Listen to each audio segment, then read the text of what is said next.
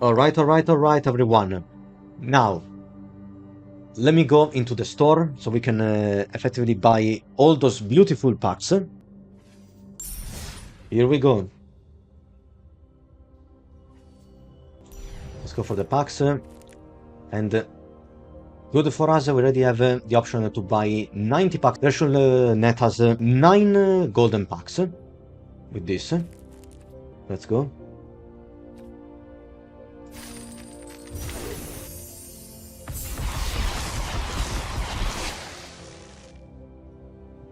Bam! Look at that.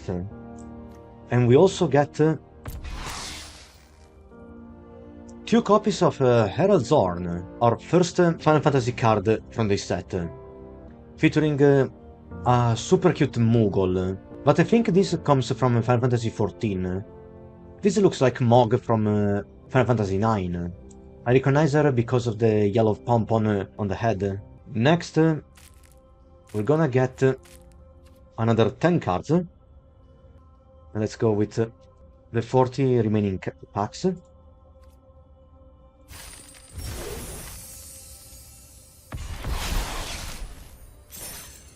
That's 10, 20,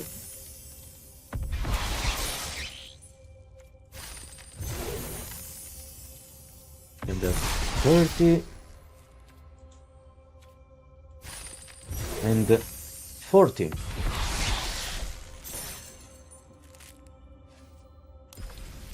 So now we have 13 golden packs and 133 standard boosters, because we also had the chance to buy mythic boosters, but it's not something that I will do for a brand new set like this. And brace yourselves, because it's going to be a relaxed stream where we're going to open the packs one by one. I really don't want to go and open them 10 at a time. The music also changes whenever we hover on the packs. Doesn't feel really like Final Fantasy. Okay, so here are our first cards. First of all, we have a land card, which is also a town. This is Gone, the town of ruin from Final Fantasy V. And by the way, I'm also playing Final Fantasy V for the annual Forge of Fiesta. Then we have Treno from Final Fantasy IX. Town Greeter, this comes from the first Final Fantasy. This is Cornelia, the City of Dreams. And Cornelia is the first city we visit in the first game of the series. Then we have the Black Mage Road from Final Fantasy I. I was about to say Final Fantasy IX. It's an artifact that also allows us to create a hero token, and it also deals pinging damage to the opponent. Each opponent, so it doesn't matter if they have a protection. We also have Ultros, a recurring Final Fantasy VI boss. Is an octopus, and a very lecherous one. Then we have the main antagonist from Final Fantasy II, the Emperor of Palamecia, which also comes in an alternate form. Now, let's see the first rare card going to get, and it is Steelskin, the Moogle Merchant, another card from my favorite Final Fantasy game. Look at the art from Henry Iwanaga. It's so beautiful. And there is also another art that looks like a print from a Fairy Tales book. It's the first pack. Let's go with the second one.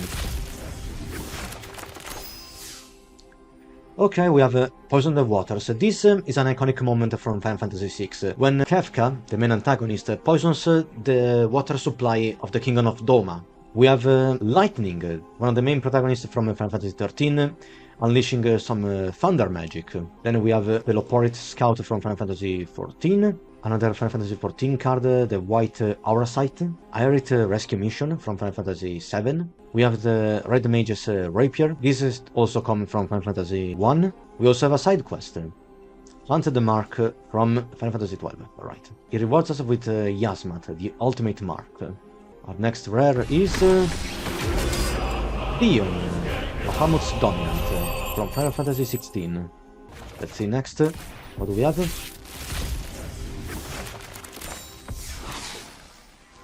We also got another wild card. Travel the Overworld. This comes from Final Fantasy V. The Gilsa's Green from Final Fantasy XI. We have Vayne's Treachery from Final Fantasy XII, the Cloud of Darkness, the main antagonist of Final Fantasy III. If there is something that disappoints me in some ways about this set, is that there are many significant characters that are only given an uncommon rarity, while they should deserve more than that. For instance, the Cloud of Darkness, being the main antagonist from 3, it should be at least a rare card. The fact that it's just an uncommon, it's a bit disappointing. Then we have the Monk's Fist from Final Fantasy 1, and Moogle's Valor. This comes from Final Fantasy 6. For each creature you control, create a 1/2 white Moogle creature token with lifelink. Then creatures you control gain indestructible until end of turn, and this is an instant, which means you can deploy some surprise blockers to stop a massive attack from the opponent. Next, we have Giot, the King of Dwarves from Final Fantasy IV, Crossroads Village, and it comes from Final Fantasy II. Then we have the Adventurers Inn, another town. This comes from Final Fantasy III. We have the Curl. This comes from Final Fantasy XV. Then we have the bonus sheet.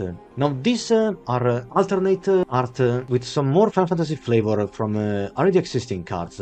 Vanity's Adventurers from Final Fantasy XI. Well, this is actually the Laboratory Maniac. Next, we get... this is Balm Garden from Final Fantasy VIII.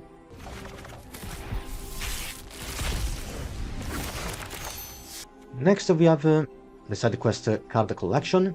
This is from Final Fantasy XIV. We have the Grand Pulse Ocho from Final Fantasy XIII. Blitzball Shot from Final Fantasy X.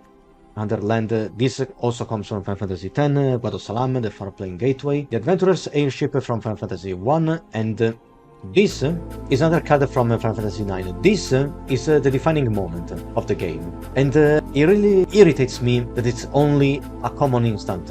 It deserves better than this. Our next rare is a summon creature, Titan.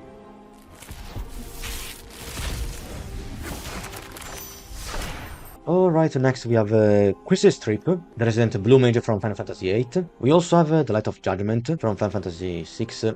This is when Kefka reveals his godlike powers. We have Bard, the Aesop Kingdom. Then we have Chocomog, another summon, and this comes from Final Fantasy VII. And our next rare is... Squall, Seed Mercenary. Now this makes this card quite dangerous. Rough Divide. Whenever a creature you control attacks alone, it gains a double strike until end of the turn. It can also recover cheap permanents and cards from the graveyard and bring them on the battlefield immediately whenever it deals combat damage to a player. On to the next one. Let's see, we have Rydia, the Summoner of Mist from Final Fantasy IV. We have the Magic Damper from Final Fantasy XIII. This is the Kotrob Forayer, a zombie horror from Final Fantasy XI. Instant Ramen from Final Fantasy XV. We also have Gaius van Balser from Final Fantasy XIV. There is Resentful Revelation from Final Fantasy VII. Oh, look at this. Ultima, Origin of Oblivion from Final Fantasy XVI. It's a god, and it's colorless. We have Laughing Mad from Final Fantasy VI. We have the Item Shopkeeper from Final Fantasy III. The Rook Turret from Final Fantasy XIV. And a nice side quest from Final Fantasy VII. Raise a Chocobo. I already seen players doing decks based around Chocobos. Xenos Yei Galbus from Final Fantasy XIV.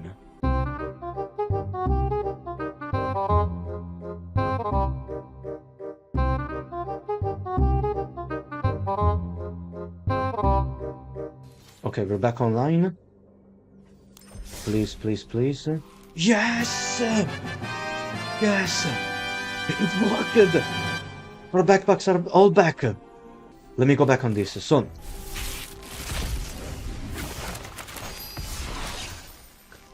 So we have a key item from Final Fantasy, the Phoenix Down. Except this artifact, choose one. You can either return a target creature card with mana value 4 or less from your graveyard to the battlefield tapped, or exile a target skeleton Spirit of Zombie. And this comes from Final Fantasy VI. Flavor-wise, it's good, because as many Final Fantasy fans should know, by using healing items on undead enemies, it doesn't heal them, it kills them, it damages them. And basically, a Phoenix Down is the equivalent of using a resurrection spell. Now, the next rare that we got is...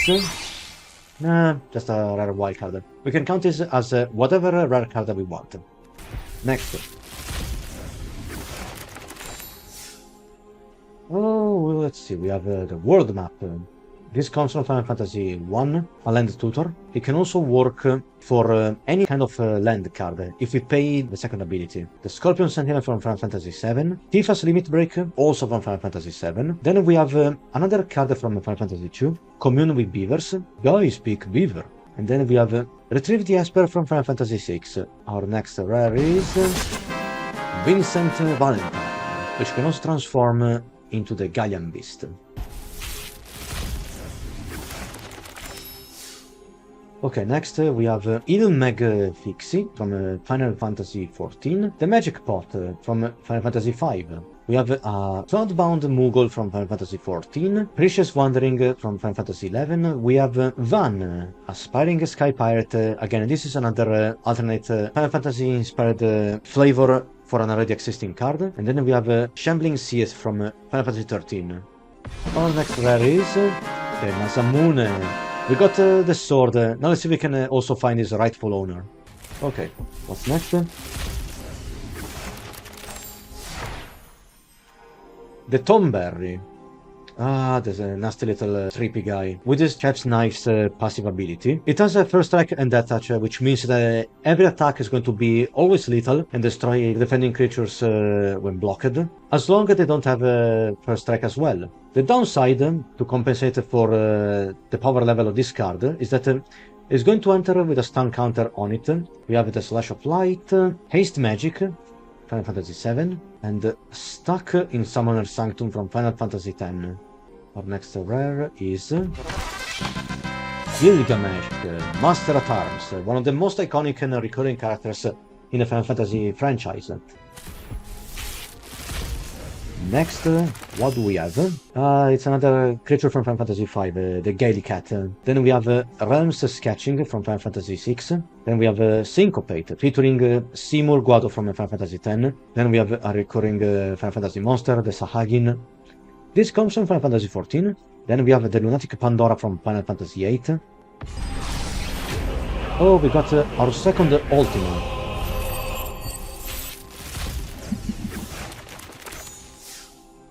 Alright, then we have the Ice Flan from Final Fantasy X. Then we have Barret Wallace.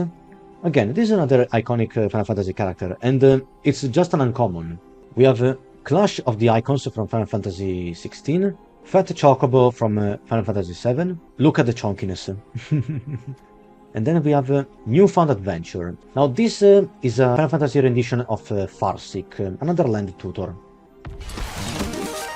Firion, Wild Rose Warrior from Final Fantasy II.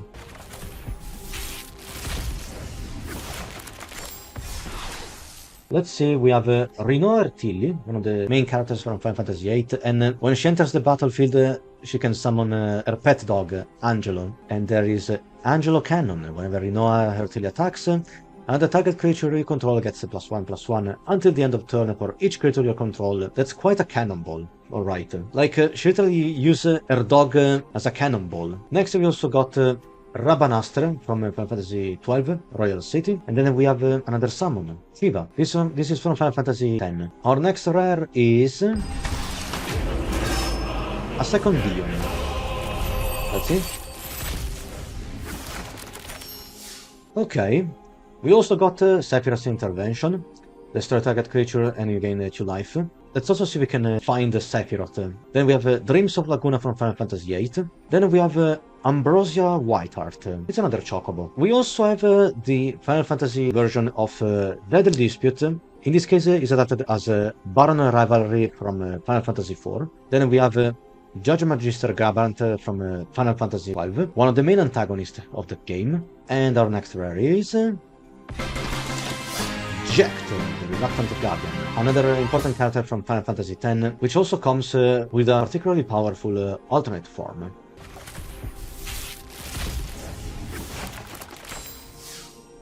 Okay, we got Paladin's Arms from Final Fantasy XIV. We have one of the secret summons from Final Fantasy X, Anima. Battle at the Big Bridge. Now, this is a pivotal event from Final Fantasy V, and it's also famous for the eponymous musical theme, one of the most recurring music tracks in the Final Fantasy series. And look at this, it's also the Final Fantasy version of Fatal Push. Then we have Sid, Timeless Artificer. This is the version of Sid from Final Fantasy XIV, and a deck can have any number of cards named Sid Timeless Artificer. And our next rare is Kain, Traitorous Dragoon, another main character from Final Fantasy IV. Now, thanks to the jump ability, Kain can attack as strategy as flying only during our turn, but this makes him quite evasive and difficult and tricky to block. Let's go next. We found the Marlboro, and it comes with the nasty effect of Bad Breath. When this creature enters, each opponent discards a card, loses 2 life, and exceeds the top 3 cards of their library. The Namazu Trader from Final Fantasy XIV. Weapons Vendor, this is from Final Fantasy VII. Then we have another character from Final Fantasy IX, Freya Crescent. And since Freya is a dragoon, much like Kain, she has jump, and so she will attack with flying only during our turn. Then we have Shadowbringers. This is the Ovin's Veto. And what we got this time? The Regalia, the signature vehicle from Final Fantasy XV. Now this works because it can be a powerful land tutor, extremely powerful in a landfall deck. Also, the fact that it only requires a few of 1 makes him even easier to access for ramp decks. We have another card from Final Fantasy IX, cornered by Black Mages. And this will generate a 0/1 Black Wizard creature token that will ping our opponents for 1 damage whenever we play a non-creature spell. Not only that, this forces the opponent to sacrifice a creature of their choice. And then we have one of the most mimetic cards of the set, Suplex. This is an iconic moment from Final Fantasy VI, where during the fight against the Phantom Train, you control both Sabin, Cian, and optionally even Shadow, and you can literally suplex a train. I kid you not, everyone. There is a clip of Sabin lifting the train, leap in the air, and then smash the fucker onto the ground. And also, pay attention to the flavor text. The time has come to put my training to use. You know, training on a phantom train. Classic Magic the Gathering humor. Next, we also have Endwalker, Brainstorm. Then we have the Gubu Gardener. Is it Gubu? I have no idea. This is from Final Fantasy XI. Gratia, another character from Final Fantasy XIV. Not familiar with this cat archer. And the rare is Chuja, Genome Sorcerer. We're still bordering some heavy spoilers. This is one of the main antagonists from Final Fantasy IX, and I'm going to stop here.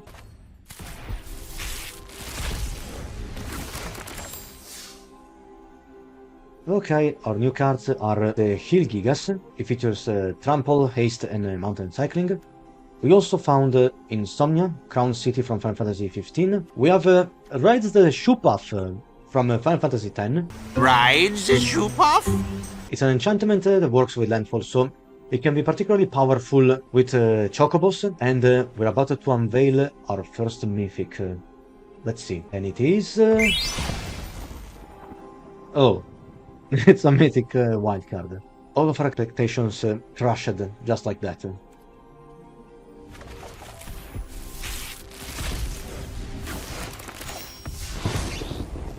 Our new picks are Vanille, Cheerful LC from Final Fantasy XIII. Vanille is one of the main characters, by the way. We have the White Mage's staff from Final Fantasy I. We have Vector, the Imperial Capital from Final Fantasy VI. And then we have the Lionheart, Squall's ultimate weapon from Final Fantasy VIII. Our next rare is a second Firion. Fine. Let's move on. Ooh, look at this. We found Tidus, Blitzball Star from Final Fantasy X, the main protagonist. We also have the Sabotender from Final Fantasy XI. Looks like a different catcher. and it works well with landfall decks. Then we have Either. Either is another common item in Final Fantasy. By extending this artifact, we're going to add 1 mana, and it's going to copy the next instance of sorcery spell that we cast, and we can choose a new target. We also have a second mythic rare, which is going to be... Really? That's the 2 mythic wildcards in a row.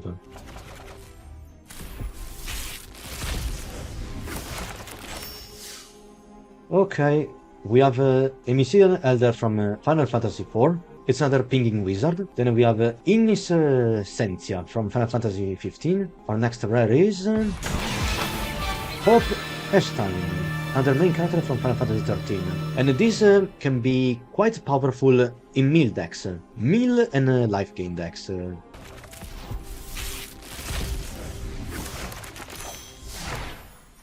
Combat tutorial from Final Fantasy X. Clueless, aren't you? Good thing I'm here. Says Lulu. We also have Follow the Mountain Chocobo, sorcery that will give us another Chocobo. Then we have Ash, Princess of Dalmasca, another main character from Final Fantasy XII. Our next rare is... the third Dio. Seriously. We got some nice new cards. The Dragon's Wyvern from Final Fantasy XI, Tycoon Merchant, also from Final Fantasy XI. We have the Searcher from the Frozen Esper. This is a Nature's Claim. Then we have the Upu UFO from Final Fantasy VIII. Our next card is Venath, Heart of Hydaelyn from Final Fantasy XIV. Let's see next. We have the Magitech Infantry from Final Fantasy XV, Sage's Nullis from Final Fantasy XIV, and one new rare. Let's take a look. A second copy of Balamb Garden.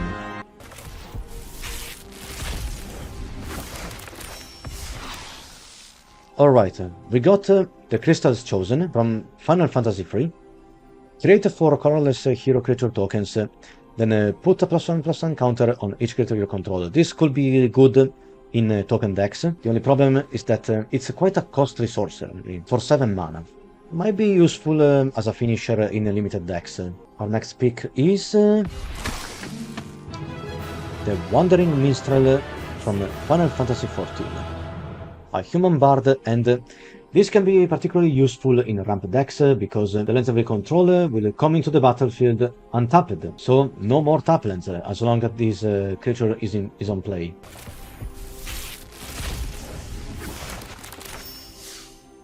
Let's see, we have the Chocobo Kick from Final Fantasy IV, then we have the Elixir. It can be helpful because it's going to reshuffle our graveyard into our library and essentially recharge all the cards that we used so far during the game. Now let's see. The next rare is another Regalia.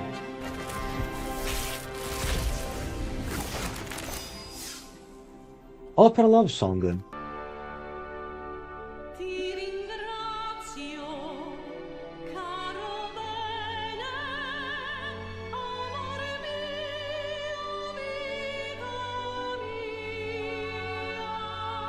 This can be quite good in burn decks. Either burn or aggro decks, because either we can exile the top 2 cards of our library and we can play those cards until our next turn, or we can give +2/+0 to one of 2 target creatures. 2 of our creatures can get some nice power buff until the end of the turn. Then we have Evil Awakened from Final Fantasy V. This is one of those reanimator spells that will put a target creature card from our graveyard to the battlefield with 2 additional +1/+1 counters, so the creature will come back stronger than ever. Our next card is under Mughals Valor.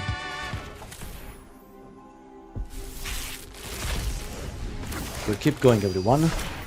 Oh, another card from Final Fantasy VIII. This is the Balamb T-Rexor. Next we have an Esper from Final Fantasy VI, Ramuh, another summon. And our next mythic rare card is going to be... Well, look at this, the Dark Confidant. This is from Final Fantasy XIV. Okay, next card is... We have General Reinforcements from Final Fantasy VII, Gongaga, Reactor Town, also from Final Fantasy VII, and then we have Fenrir from Final Fantasy XI. Oh, something new. Xenarkand, Ancient Metropolis. It's one of those rare land cards that can also work as a sorcery or effect.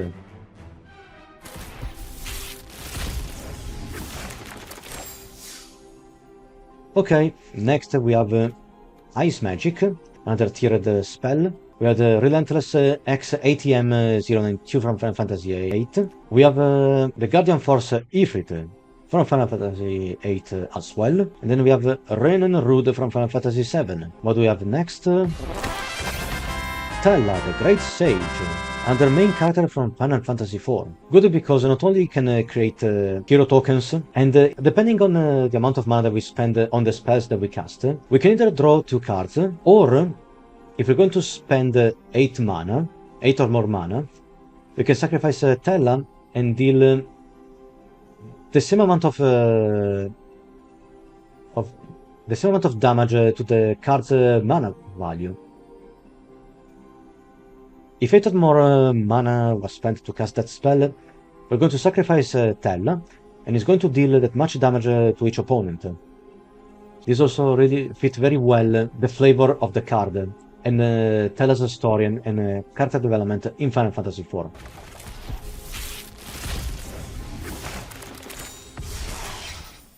No new cards, but let's see what we get. I think that this should be our 4th deal. Alright, only 100 cards left.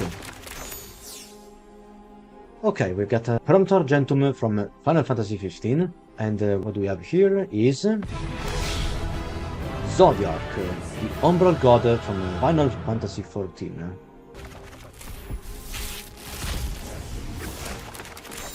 Next, oh, we got Garnet, Princess of Alexandria, one of the main characters from Final Fantasy IX. Next we have the Undercity Direct from Final Fantasy XII, and then we have Zack Fair from Final Fantasy VII. Next we have a second Kuja. That's fine.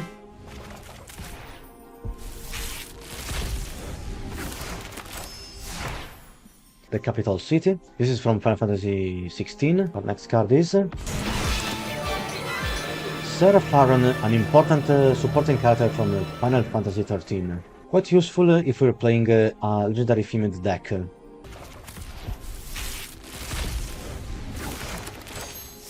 Okay, we have more towns. Windhurst, the Federation Center from Final Fantasy XI. Charlion, Nation of Scholars from Final Fantasy XIV. The Gold Saucer from Final Fantasy VII. It's a land that can be fun to play if you like gambling.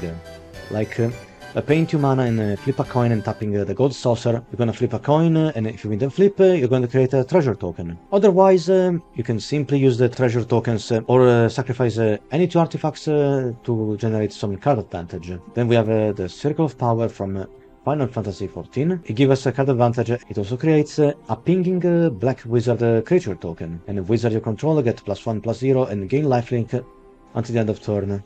Our next card is the Genji Globe from Final Fantasy V. Okay, next.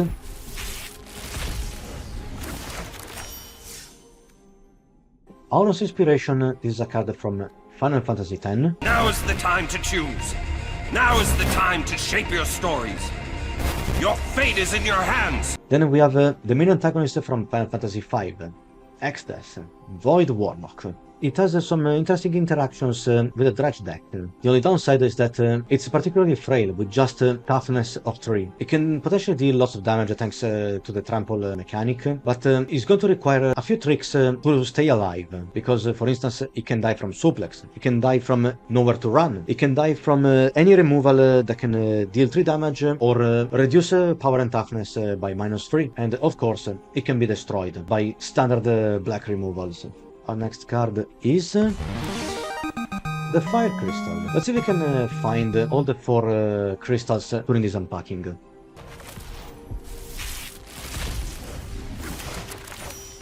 So the next new card that we have is first of all the Warrior's Sword from Final Fantasy I, another equipment for Final Fantasy I. And then we have Another copy of Xanath Candy. Okay. Next. Another Battle at the Big Bridge. Oh, another event from Final Fantasy IX. It might be too spoilery for some people. Crystal Fragments. And it can transform into a serious summon. Then we have another copy of Venath. Let's move on. There we are. We have Gladiolus Amicizia from Final Fantasy XV. If I remember correctly, even though I never played the Final Fantasy XV, Gladiolus should be Noctis' bodyguard. And what do we have here? Midgard, City of Mako, with another card draw effect that requires the sacrifice of an artifact or a creature, a reactor raid.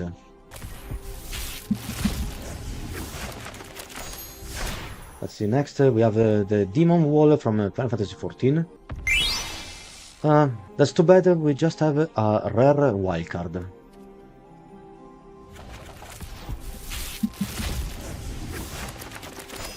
We have a Chocobo Racetrack from Final Fantasy VII. Then, oh, look at this! Primal Odin from Final Fantasy XIV. Alright, next. We found Locke Cole, one of the main characters from Final Fantasy VI. Then we have the Iron Giant, another recurring monster in the saga. And this comes from Final Fantasy XV. The next card is Lindblum, the Industrial Regency from Final Fantasy IX.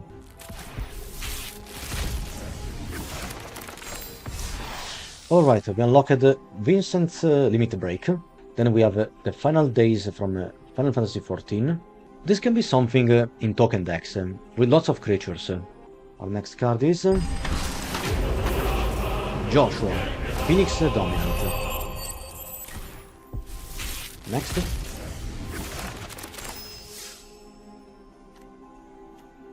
Our new card is Eden, Set of the Sanctum from Final Fantasy XIII. Then what do we have? A second Gilgamesh.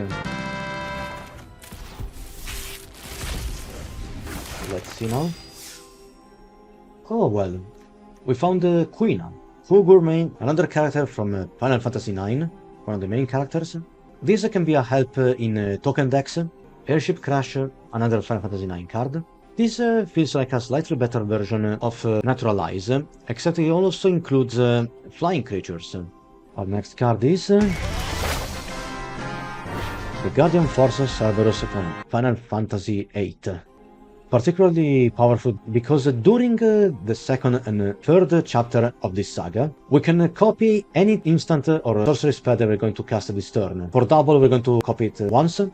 For triple, it's going to be copied twice. Now imagine using that with a storm spell. It will be beyond devastating.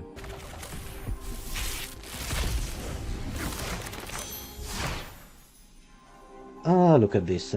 Another significant moment from Final Fantasy IX. At the beginning of the game. Unexpected request. I shall hereby do my best to kidnap you. Our next card is the Earth Crystal. That's 2 crystals down, 2 more to go.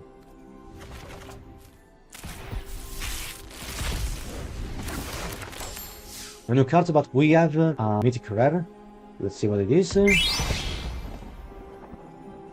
Oh man, it's the third mythic rare wild card that we find.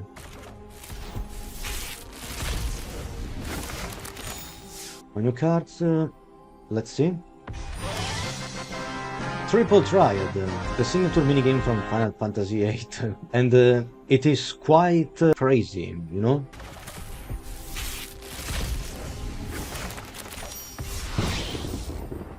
We have the Thief's Knife from Final Fantasy I, and then Jill, Shiva's Dominant, another character from Final Fantasy XVI.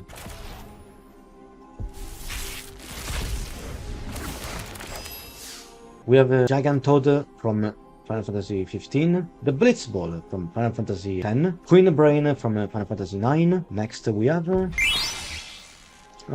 just a rare wildcard.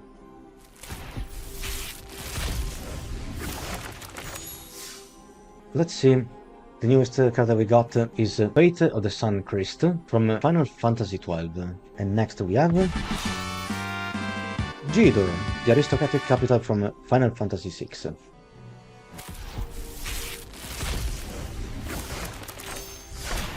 The new cards, let's see here. Luswak's Sacrifice. It doesn't work on creatures, but anyway, can be good against control decks.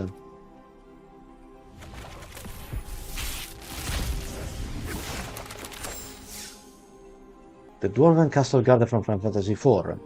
Lally-ho! Is the Dwarven greeting. Then we have the Coral Sword from Final Fantasy V. And what we have here? Van, Street Thief, one of the main protagonists from Final Fantasy XII.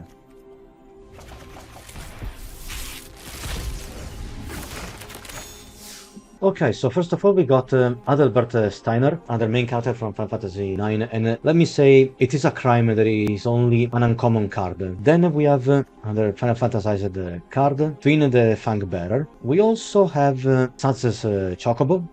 I remember this little guy when I played Final Fantasy XIII, and being a Chocobo is affected by the usual effects of landfall. Next we have a second copy of the card. Okay.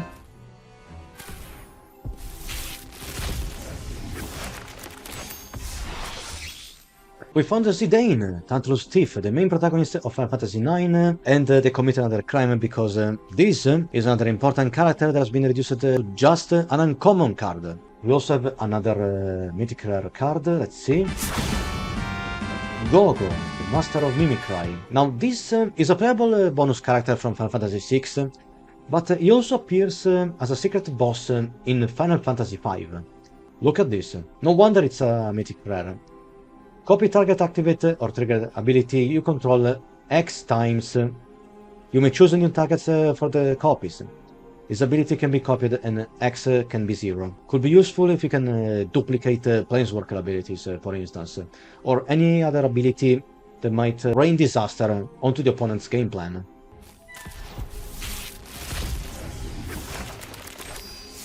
Let's keep going. We found the battle menu, a particularly interesting combat trick because it's instant and it can give us plenty of options. We also found the Cactuar. Next we have Ardyn the Usurper. Looks like a main antagonist from Final Fantasy XV.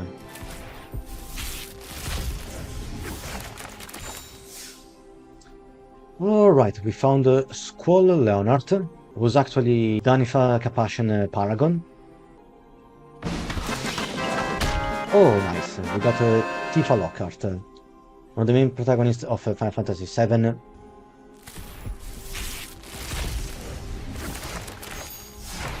We got Primal Garuda from Final Fantasy XIV. And this is Clive, Ifrit's Dominant, the main protagonist of Final Fantasy XVI.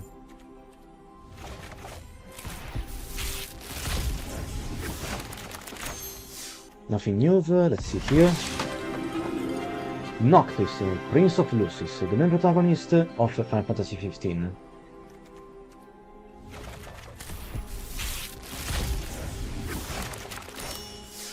Nothing new except the next rare card. Minwu, White Mage, an important supporting character from Final Fantasy II.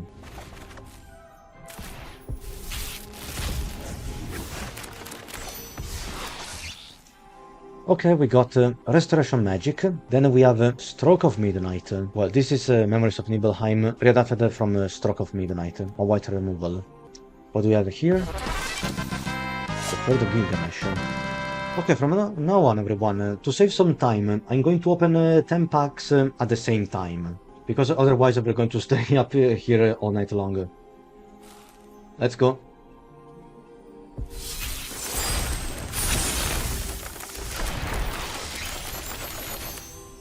We have Fang, Fearless Elsie, another main protagonist from Final Fantasy XIII. The Dark Knight's Great Sword from Final Fantasy XIV. We found the Black Waltz number 3 from Final Fantasy IX. We have a Final Fantasized version of Lightning Bolt. Sleep Magic, another Memoir of Nibelheim. Then we have A Promise Fulfilled. This is the equivalent of Light Up the Stage, a particularly powerful Rakdos card. We have the Delivery Mogul. We have 9 rares and 1 mythic rare card. Let's start from the rares first. Underject. Choco. Seeker of Paradise. This comes from Final Fantasy IX. And this is another excellent land tutor, which synergizes very well with the landfall mechanic, and is going to make our Chocobos even more dangerous than they are. We have another copy of Squall. The Water Crystal, that's another crystal that we found, nice. Only 1 crystal left to find. Ardent Usurper, again. Another Earth Crystal. Sexual Almazy. One of the main antagonists from Final Fantasy VIII, and Squall's rival. Genovan, the Ancient Calamity. This is one of the key bosses from Final Fantasy VII, and many people have been eyeing this card as a decent commander. Now, I'm not familiar with that because I don't play the commander format, but this can be very good in a mutant deck. So we also have another rare wildcard. Our next card is the Absolute Virtue. Your protection from each of your opponents. Well, look at this. You can be dealt damage, enchanted, or targeted by anything controlled by your opponents. Well, this only lasts as long as the Absolute Virtue is on the battlefield. Once it's dead, problem solved. Okay, let's go for the next round of cards.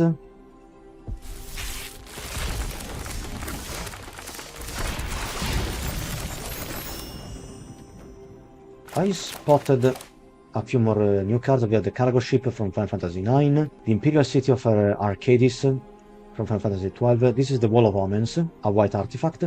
We have the Samurai's Katana from Final Fantasy XIV, Golbe, Blood in Darkness, which is actually Sir Conrad the Grim, Garland, the Knight of Cornelia, who's also the final boss of the first Final Fantasy, Chaos, the Endless. We have Shantotto, Tactician Magician from Final Fantasy XI, another Syncopate. We have the Blazing Bomb from Final Fantasy IX, from Father to Son from Final Fantasy XV, another Hope Hastime, another Balamb, another Earth Crystal, another Serra. Oh, Noctis Lucis Caelum. This is Kenrith, the Return of the King, a multitasking card. Elite Gainsborough, and the main protagonist from Final Fantasy VII. Another Earth Crystal. I think that by now we finished the playset. The Ninja's Blade from Final Fantasy XIV. Next, what do we have? Lightning, Army of One. And then... just Mythic Rare Wildcard.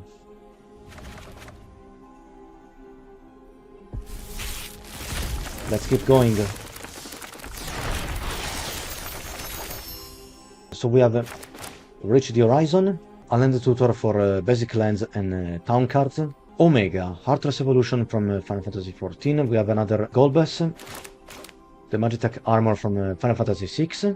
We found an Ahriman from Final Fantasy III. Good for getting some card advantage, provided we have enough fodder to sacrifice. Let's start from here. Under Jill, under Zanarkand. The Hero of Light, and this is Adeline Resplendent Cathar. Another Wildcard, another Kuja, another Serra, another Kyrion, another Kane, another Triple Triad. Now let's see. Another Clive, and another... Damn it! I misclicked on a single pack. But hey, we got a random encounter and another mythic card. Here goes another Clive.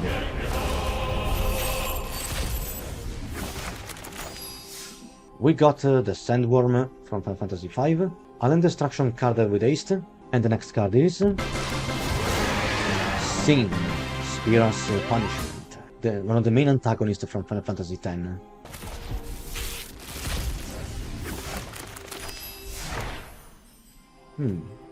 Wild Rose Rebellion and its counterspell. At least I have one copy of counterspell that I can play in case I wanted to play it in Timeless. Let's see what we got here. The Ancient Adamantoise. This card can create a shitload of treasures.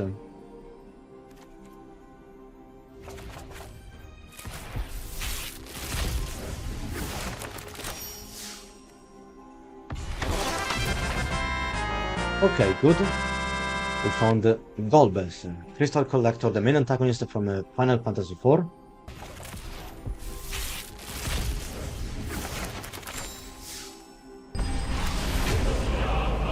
I think this should be either the third or the fourth ultimate that we found.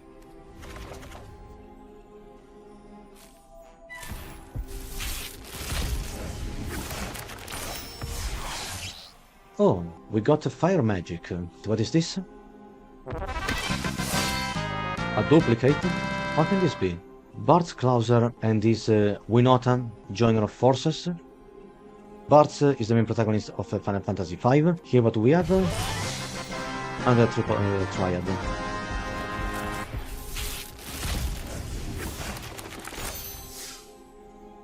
We got another Syncopate. Another Gilgamesh, and his wildcard is the Emperor, Hell Tyrant, which is actually Yawgmoth, Tran Physician, one of the most iconic antagonists from the history of Magic the Gathering.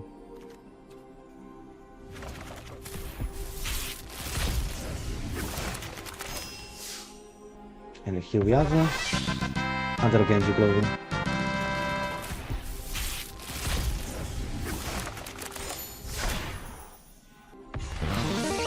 Another water crystal.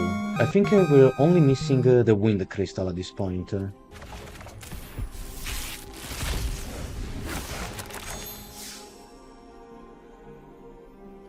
Okay, with this I think we have the full set of Syncopate from Final Fantasy. And this is another gem. Alright, let's see. What do we have here? More wildcards for us, that's good. Galuf's Final Act, a dramatic moment from Final Fantasy V. Then we have the Albed Salvagers, the Coliseum Behemoth. This comes from Final Fantasy II. One more Deadly Dispute, Torgal, Finehound from Fantasy XVI. We have the Lucas Stadium, which is actually the Strixhaven Stadium. We have the Ring of the Lucille, Hectize. This is essentially a burglar rat. Noctis. Oh, it's our first lightning, Long Commando. Matoya, the Archon Elder, another use Cryo Survey, draw a card. This could be good in a Dimir Surveil deck. Another Cypher. The Excalibur 2, the rarest weapon in Final Fantasy IX, and it becomes stronger whenever we gain life. This is new, the Darkness Crystal. So there is a fifth crystal. This comes from Final Fantasy III. I haven't played 3, so I don't know if this is a thing or something that it was made specifically for this crossover. Another Sarah. Another Van. Another Zanarkand. Seesaw, the Dark Knight. And then we have... why do I keep finding all these mythic rare wildcards?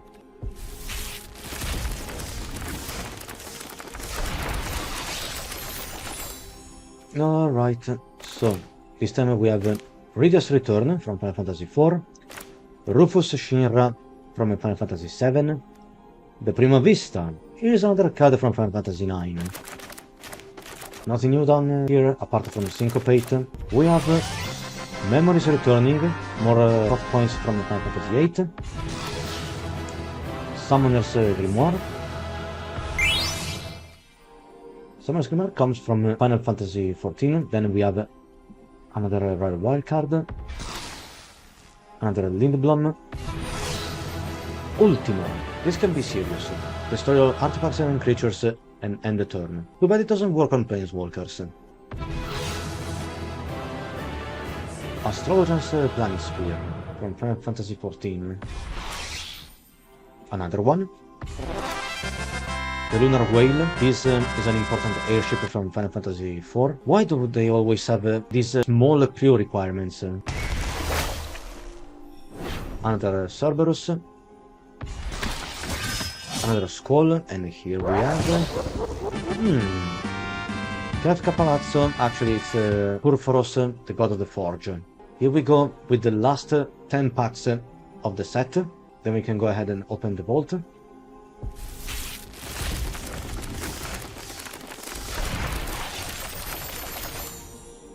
I don't see anything new here. Another van, another Vanath, another Vanalodin. Starting town. This land enters tapped unless your first, second or third turn of the game. And by paying 1 life and tapping it, we can add 1 mana of any color. Another Squall. Princess Sarah, which is Azusa, lost but seeking. Princess Sarah is an important side character from the first Final Fantasy. It's the princess that the Warriors of Light have to rescue at the start of the game. There it is, the Wind Crystal. We found all the 4 crystals, everyone. That's good. That's the Water Crystal. Another Jacked. And I think this should be the last Ultima. Y'shtola Ruin, from Final Fantasy XIV. Alright, at this point we can take a look at the golden packs.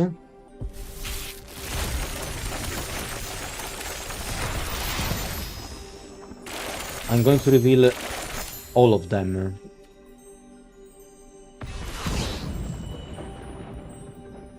Alright, we have many different cards from different sets.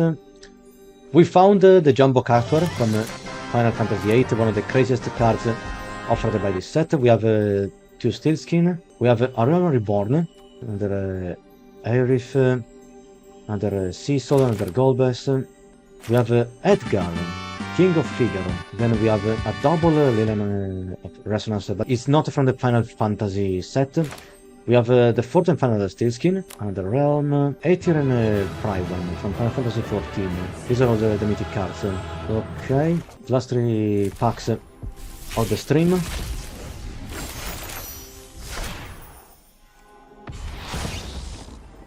So we got another Wind Crystal and another Louisoix Sacrifice.